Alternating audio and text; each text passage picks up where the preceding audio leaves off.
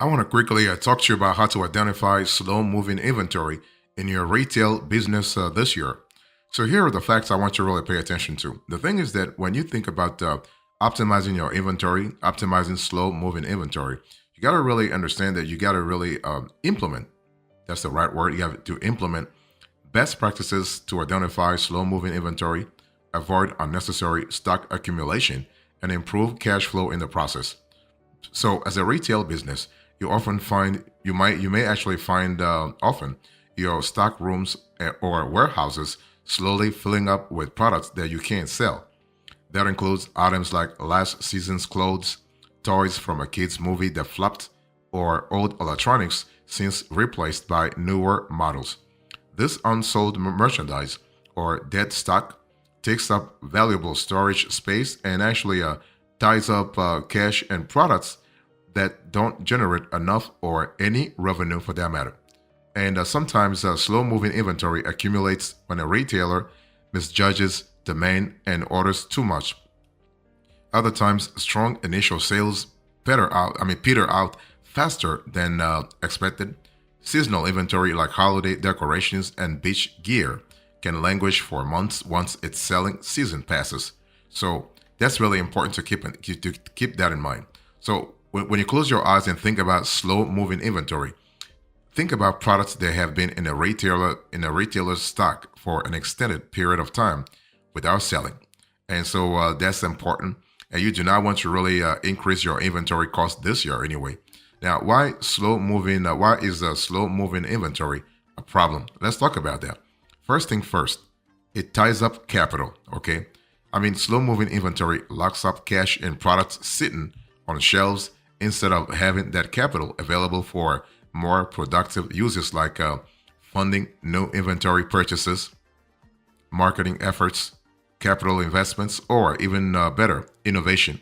So, for a retailer, investing excessive capital in slow moving products limits financial flexibility and also stymies growth. And that's really detrimental in the long run, especially if you are operating across multiple locations, multiple geographies.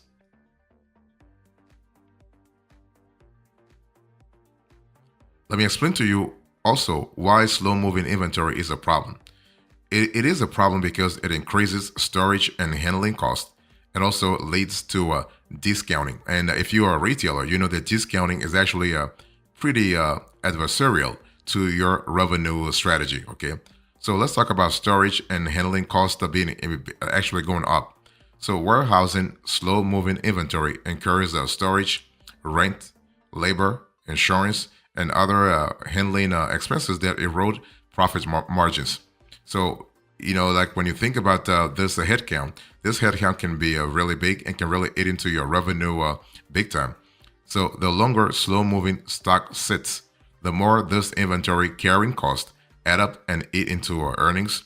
And you will see that in your profit and loss statement, you are having less and less income.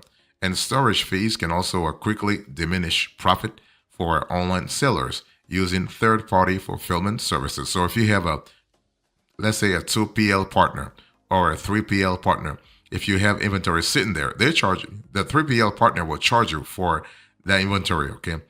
And also, slow moving inventory leads to discounting. Retailers often mark down prices or offer promotions like buy one, get one free and flash sales to convert slow moving items into sales. And these markdowns reduce gross profit margins. So, daily deal companies like Groupon offer significant discounts on slow moving local deals to attract buyers. And of course, you're going to have buyers, right? But the question is, are you getting the type of sales you want? Are you getting the kind of money you want, the kind of revenue you want? No. You're getting sales, but you're selling at a discount. You're selling at a loss, or at least at a reduced margin, and you do not want to have that. And so luxury, let me give you an example. Luxury apparel that doesn't sell at full price may be marked down, and this can destroy profitability. And if you are going to last in the retail space, you know that profit margins are really the quintessential engine you need to really pay attention to. Let's say consistently.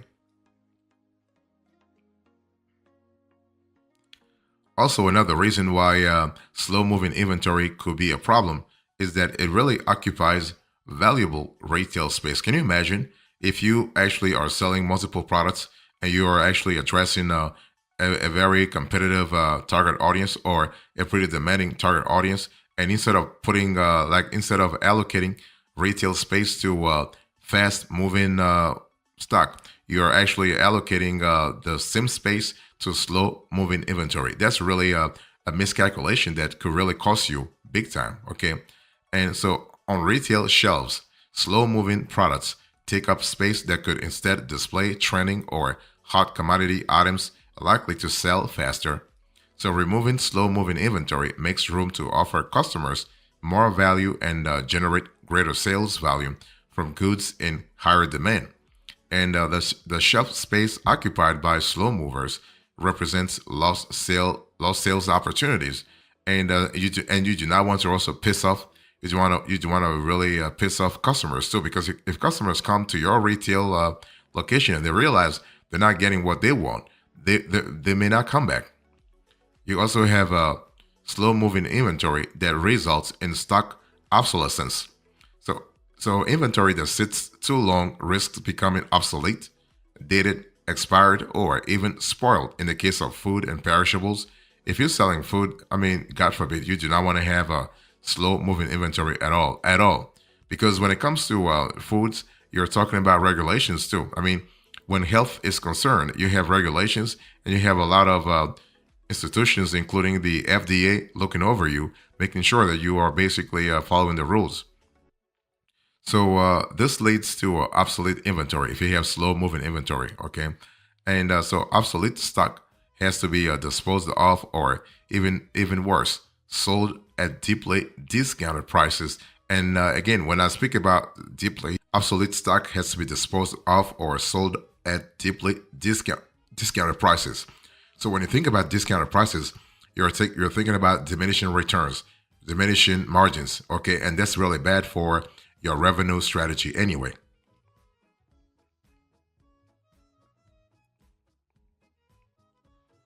So let me give you a few hacks here. So how do you identify slow moving inventory this year in your organization? The first thing you want to do here is that it's important to have a method in place. You gotta have a method in place so that you can identify patterns. You can identify trends. Pinpointing slow moving inventory is really essential for maintaining efficient inventory levels and making the best use of warehouse space. Remember, when you have warehouse space, you're paying for it. You're paying insurance, you're paying electricity, you're paying a lot of stuff. Let me give you a few ways to identify slow moving inventory. You want to analyze sales data patterns. So review sales records to determine items with consistently low sales figures over several accounting periods. You also want to track storage. You want to track stock age. So regularly monitor how long items have been in inventory, taking up warehouse space, focusing on those that exceed the typical sales cycle for their category. You want to review seasonal trends, so evaluate product performance across different seasons or specific sales periods to identify items that underperform during expected peak demand times. And you also want to conduct customer feedback analysis, so gather and analyze customer feedback to really identify less popular products. Let me talk to you about how to minimize slow moving inventory. So I just explained to you how to detect slow moving inventory. Now let's talk about how to minimize that stock. First thing first, you want to implement an inventory management system. You want to regularly calculate inventory turnover. You want to fine tune demand forecasting. You want to improve cost management. You want to monitor unit purchase price trends. And you want to address slow moving inventory with method, with strategic moves. Let me break it down for you. First thing first, you want to implement an inventory management system. This is going to help you big time. Let me explain what I mean here.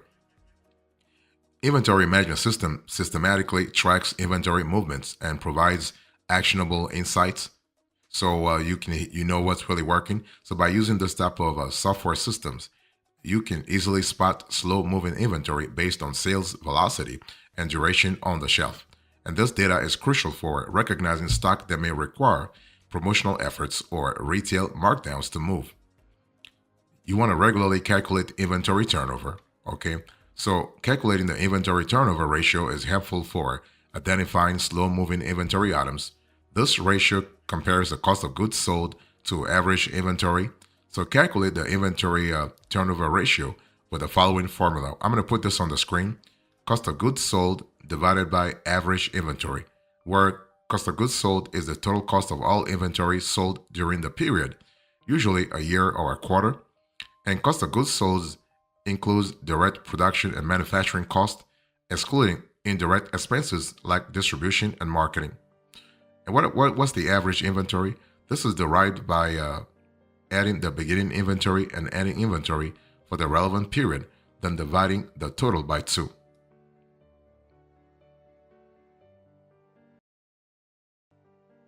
You also want to fine-tune demand forecasting. This is going to help you big time, especially if you're trying to optimize your inventory. Okay, so accurate demand forecasting allows your business to actually order stock in line with customer demand, because you do not want to really have excess inventory. So you want to order like in a just-in-time, let's say model. Excuse me.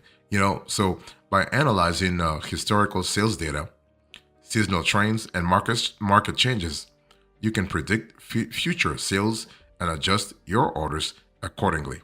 It's all about being a retailer who is actually in tune with trends in his or her operations. And so this ensures actually that inventory carrying costs do not outweigh the value of inventory on hand. And this forward-looking approach maintains a healthy inventory turnover ratio and prevents slow-moving inventory accumulation. Remember that when we speak about inventory, we are speaking about an asset. We're thinking about a balance sheet component. So if you have slow-moving inventory, you are talking about an asset could be obsolete, and this could lead in the future to markdowns, and you do not want to have that. Also, you want to improve cost management. So effective cost management involves reviewing both the per unit purchase price and the holding cost associated with carrying stock. It's one of those things where if you know your operations, if you know the clients you're selling to, if you know the trends in your business, you are able to have a clear idea about cost management, where cost management goes, okay, in terms of patterns, in terms of trends, in terms of benchmarking, in terms of KPIs. So as a business, you want to scrutinize your shipping cost, carrying cost, and the implications of aged inventory on financial performance to develop a cost-efficient strategy for ordering and maintaining inventory. And that's going to help you actually have a pretty healthy balance sheet, a pretty healthy income statement, a pretty healthy statement of cash flows, regardless of how many locations you serve or how many warehouses you have or the setup of your supply chain. Whether you handle inventory management yourself or you actually outsource the task to a third party, to a 3PL, or to a 2PL partner.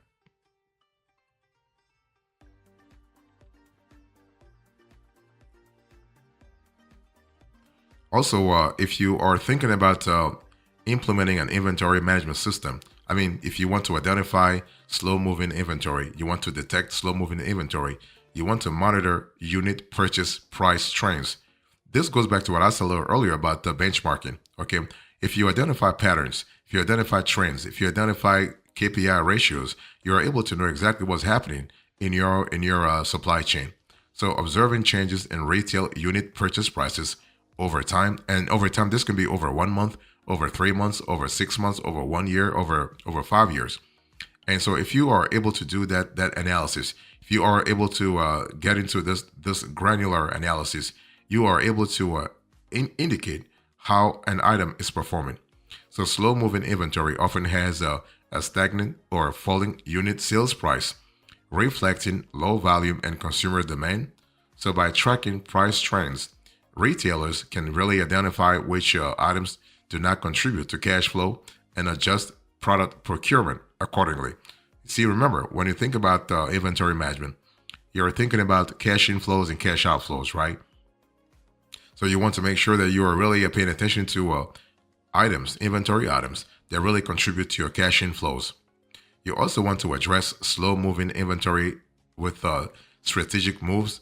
So if you want to really, let's say, you want to have a clear idea about how to minimize slow moving inventory, you got to have a method. I've said this before, but I want to reiterate it. You have to have a method. You need to have a method. So once you have identified slow moving inventory, take immediate steps to address it. Don't wait no, you have to do it right away. Okay. Take immediate steps to address it. You might, for instance, reduce the price for a quick sale and offer better shipping rates to make these items more attractive to customers. So the whole thing is here is that you want to really get rid of those of that inventory real fast. Okay, it doesn't matter if you lose a few cents here and there.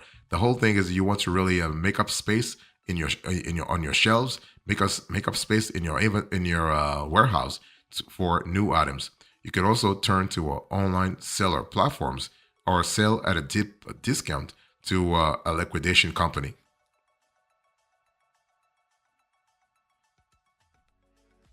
Let me give you a few extras here when it comes to identifying and minimizing slow moving inventory. It's important to understand that when inventory is not moving, there has to be a reason, right? There's nothing random in this business.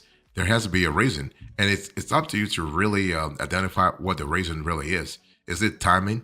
Is it a mismatch between demand and supply? Is it actually a shift in consumer attitudes, or is it just let's just say is it just a bad decision? Inventory that is not moving refers to stock that remains unsold for an extended period, exceeding the typical sales cycle for that particular product. I mean, a sales cycle can be 1 year, can be 2 years, or can be 3 years. But if you have inventory sitting on your shelves forever, you want to get rid of it. And so the cause of a slow moving inventory can be multiple, okay? Slow moving inventory is often caused by overestimating consumer demand, changing market trends, or purchasing more stock than can be sold within a reasonable time frame. You see, the thing is, when it comes to the causes of slow moving inventory, sometimes you can predict them, sometimes you cannot predict them. Let me give you an example. Do you see what happened during COVID, where everybody was just sitting home, businesses were just stuck? Imagine you just order like a batch of products 1 month before COVID actually started, like several years ago, and you were sitting with that batch. There was no way you could have predicted that this would have happened. That businesses and everybody would have been stuck for like 1 month or 1 year or whatever. Okay, so sometimes you can predict things, sometimes you cannot predict anything.